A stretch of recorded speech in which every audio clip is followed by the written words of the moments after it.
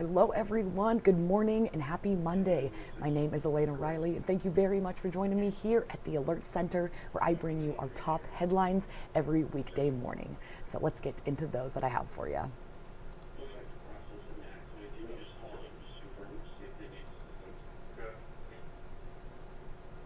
All right, to start this morning today, First Alert 6 is expecting an update from court on a teen charged with a sex crime at Memorial Park here in Omaha. In July 2023, a 13-year-old terrorized two women and threatened the life of one of them with a knife as he raped her in the park. And we last learned where the rehab process stood as the teen prepared to go back to school here in Omaha. In the spring, the soon-to-be 16-year-old finished his inpatient treatment program that's at a facility in Utah. He was then set to live at home with his family on what a judge called a strict set of conditions. Thus, he is ordered to wear an ankle monitor and report to probation twice a day. Curfew is at 4 p.m. with no internet or electronics unless an adult is supervising. That's among other rules. And then we anticipate a hearing in juvenile court will address how school is going for the boy.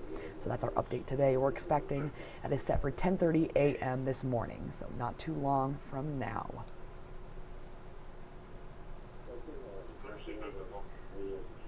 Well, my next headline is that two people are in the hospital after a shooting near Omaha's Little Italy neighborhood early yesterday. The shooting happened near Park Wild Avenue and William Street just after 3 a.m. Yesterday morning. At the scene, officers found two 19-year-old women who were shot at a house party there. And police say both victims' injuries are not life-threatening.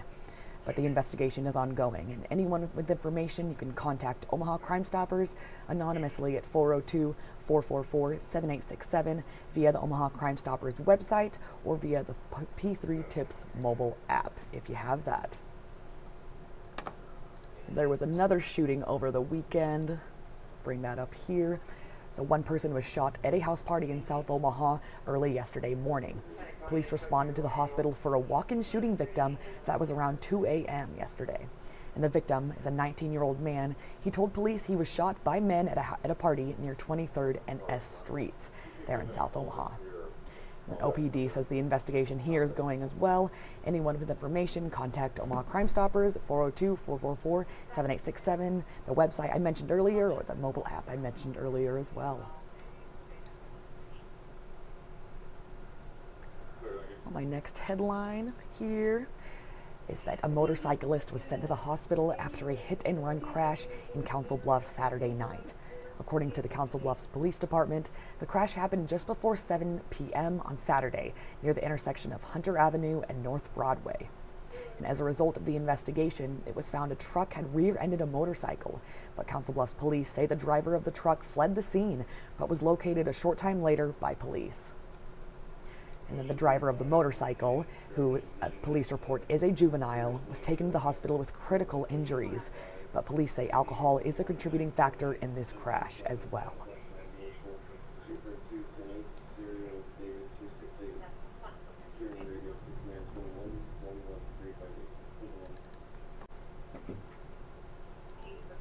Alrighty, next up today, Mayor John Ewing Jr. will host the second in a series of 4 town hall meetings here in Omaha.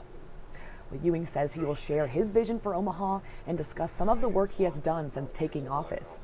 First Alert 6 is told that residents will have a chance to ask city officials questions as well during this town hall. And it will run from 6 to 7:30 p.m. That's at the Learning Community Center of North Omaha, located at 1612 North 24th Street. And local business owners showed up to Ewing's first town hall as mayor. You see that here. That was last Thursday. And they voiced concerns that construction for the Omaha streetcar downtown is deterring their customers. But the rest of the schedule for upcoming town halls includes Wednesday, on October 22nd at the Montclair Community Center, and Monday, October 27th at the Saddlebrook Community Center. They all go from 6 to 7:30 p.m. So if you can't make this one, you have other chances still to go and get your voice heard there.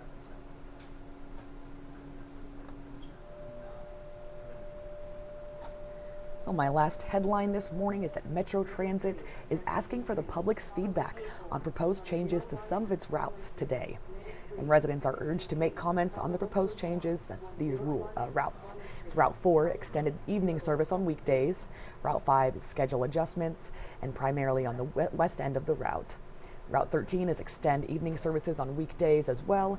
And Route 15 is disconnect Route 15 from Route 55. It will stay on the half-hour frequency most of the day. And Route 55 is increased frequency on Route 55 to every half hour during peak weekday service times. Ooh, a little bit of a mouthful there, but a lot of changes happening there, proposed changes anyway. So if you want to speak up on that. A virtual meeting will take place today over Zoom from noon to 1 p.m. And residents can also call in via 1-346-248-7799. But you can also submit comments online starting today. Additional information about the changes can be found on the Metro Transit's website. Of course, here First Alert 6 as well. That's shortly after the meeting today. There will also be an in-person meeting on October 23rd at the Exarban Transit Center near Stinson Park. That's from 3 to 6 p.m. there. Alrighty, we will head to First Alert 6 to this web story here with all of our top headlines. Here we are. I bring this to you every weekday morning at around 6 a.m. to get you started with your day. If you want to check this out, our shorter headlines, if you're a reader like me as well. I also bring you this live stream at around 8 a.m. every weekday morning to give you those top headlines, talk them through a little bit more. Alrighty, so thank you very much for joining me this Monday morning, and everyone have a good start to your day.